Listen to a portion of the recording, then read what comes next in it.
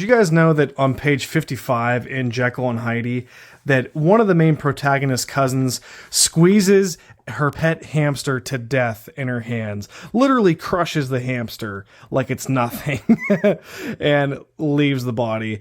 Yeah, that is something that happens in this kids horror novel, Jekyll and Heidi. Now, this is just one example out of several that happen in Goosebumps books, guys, ranging from the original 62 all the way through Series 2000 and the 25 books thereafter. But yeah, guys, scenes like this happen in Goosebumps books, and every time I am shocked, appalled, thinking, wow, where was this edge through the rest of the book? But there's always a scene, right? If you guys read Goosebumps books, you know what I mean. There's always a scene or two that you're like, dang, they put that in a kid's book? Yeah. And we're going to go over 5 disturbing scenes from Goosebumps books that I found. This is not going to be every disturbing scene. Obviously, there's more than 5, I'm sure, throughout the whole series. But these are 5 that I came across in my reading. Let's go through it. And yeah, let's be properly creeped out by some of these scenes. Starting off with number 5, jumping its way into number 5 is the fork scene from Ghost Camp. I'll read it off for you. But then Joey ruined my good mood at dinner and forced all the scary thoughts back into my mind.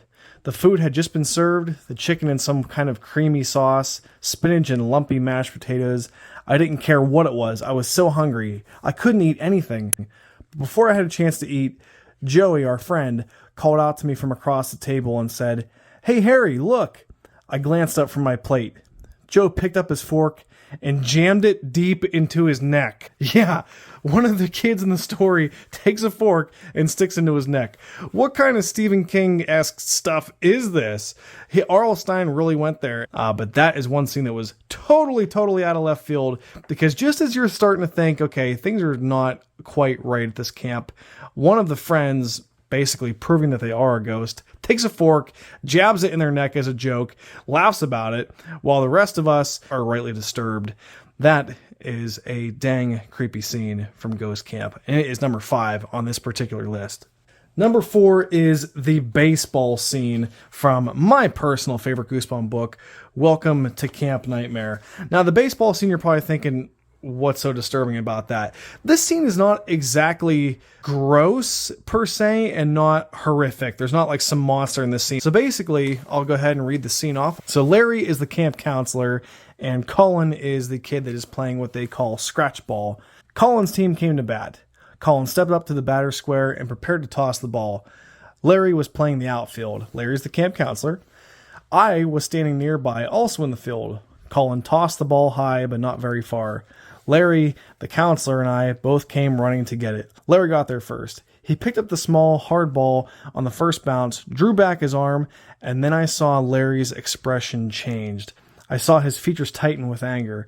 I saw his eyes narrow, his copper-colored eyebrows lower in concentration.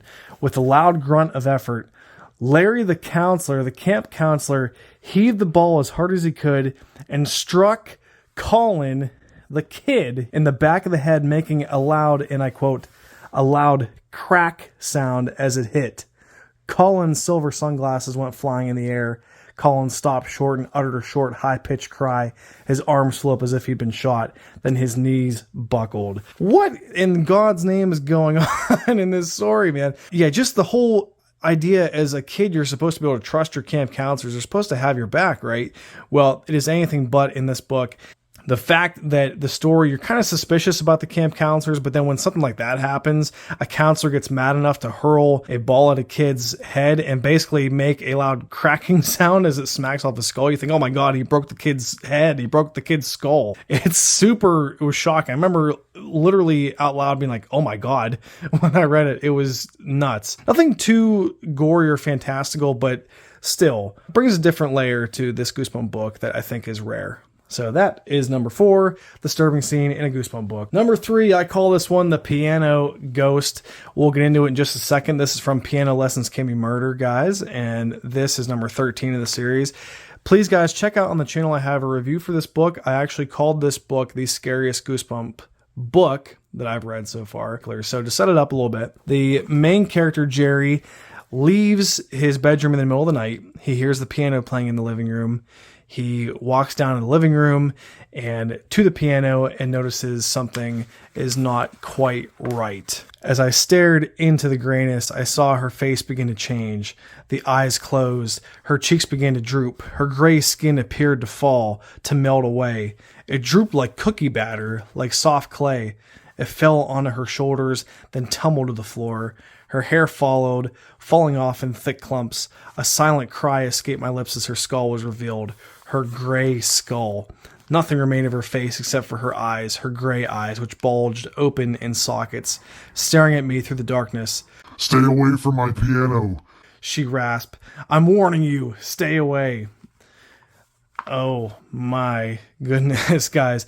There is some kind of imagery in this book. I gotta say, I haven't read all the OG 62, but I'm pretty sure that I hadn't run across anything quite like that. The imagery there is just fantastic. That is something you would see from, maybe a PG-13 film or something.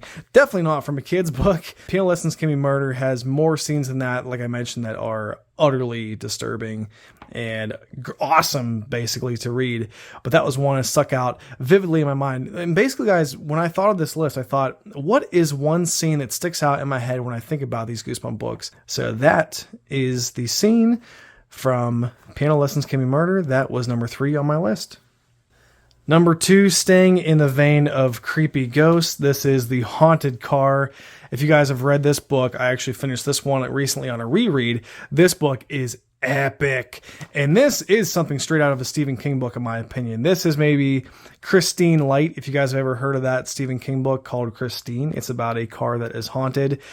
Not unlike The Haunted Car, clearly. But here we are following the main protagonist.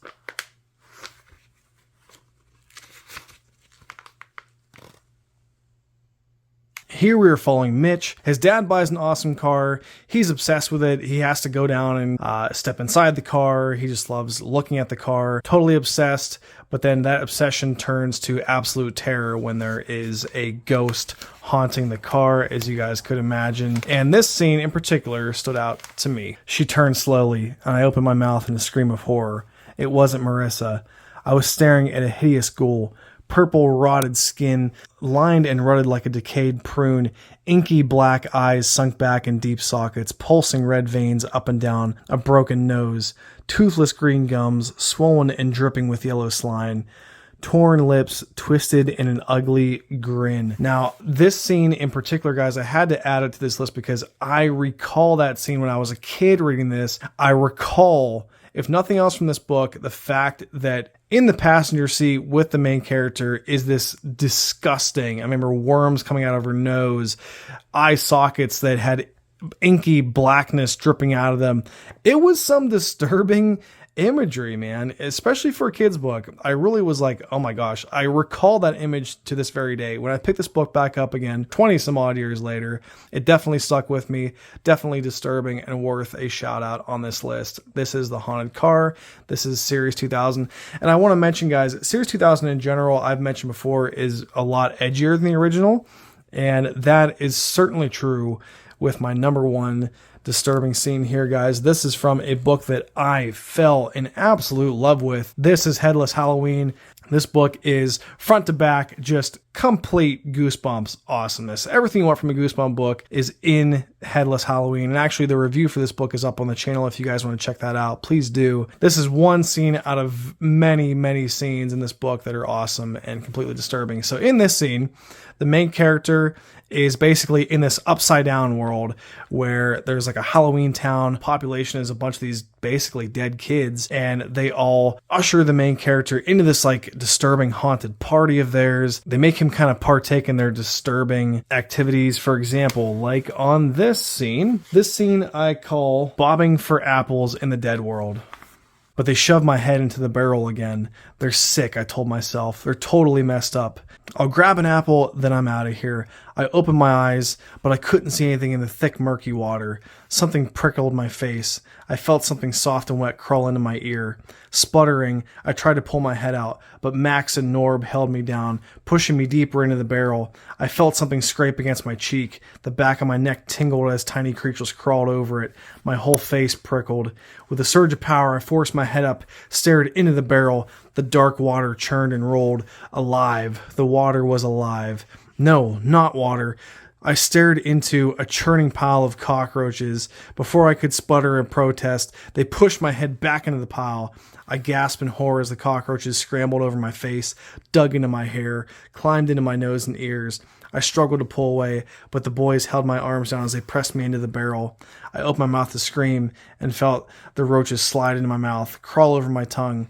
I swallowed them. It is some crazy, twisted stuff going on in this book, guys. There is a whole Halloween world that the main character kind of crosses over into. It is just fantastic front to back, and it is a great Halloween Goosebump book. But I will say it is very much worth a read. It is number 1 on my list of disturbing Goosebump moments. And guys, anyway, we are done. These are the 5 disturbing Goosebump scenes I found in my reading. If you can think of some more, feel free to post them down in the comment section while you're at it. Check out some of my other videos, guys, please. So much more on the way. Thanks for watching. Talk to you later. Please leave a like. Please subscribe for more.